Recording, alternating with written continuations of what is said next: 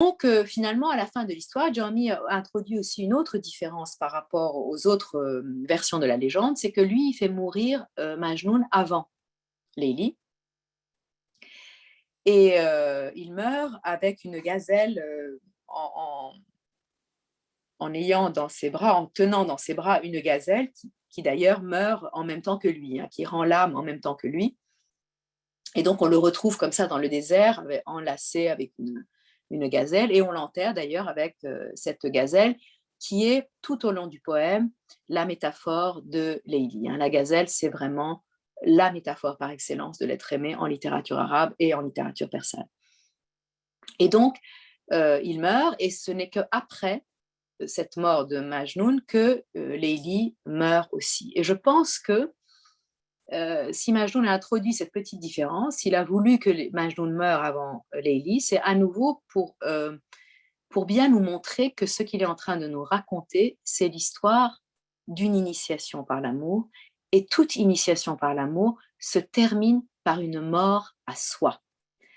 Et en fait, une fois que Majnoun a renoncé à la forme de Leili, il entre dans la dernière étape, qui est précisément l'étape de l'un dans l'un, en fait. Hein, dans certains traités, on parle de ça. On dit c'est l'étape de l'un dans l'un, c'est-à-dire qu'on a dépassé la multiplicité des formes pour arriver au tawhid total et véritable.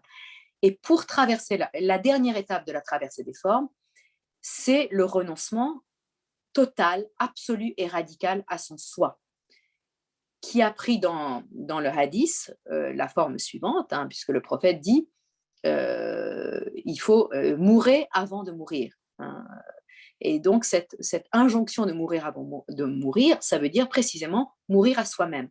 Et donc, la mort de Majnoun n'est jamais que le résultat naturel de son initiation spirituelle, c'est-à-dire cette mort à soi va se manifester ensuite par la mort de son corps. Et ce n'est qu'après, finalement, que la Léili théophanique va s'éteindre aussi, puisqu'elle était venue pour lui. Cette théophanie, elle lui était destinée. Donc elle va aussi s'éteindre, et ils seront enterrés d'ailleurs au même endroit, l'un à côté de l'autre, pour manifester précisément cette union de l'âme avec le bien-aimé qui n'est possible que au-delà de la mort à soi. Et là où ils sont enterrés, cet endroit, cette terre devient une terre jardin, une terre bénie, où tous les amants vont pour recevoir la bénédiction sur leur chemin initiatique. Donc vous voyez, c'est que ça devient en fait comme un tombeau de saints. Ça joue la fonction que jouent les tombeaux de saints dans le soufisme. Et donc voilà l'histoire de Majnoun racontée finalement, si on veut la résumer, c'est assez rapide à raconter.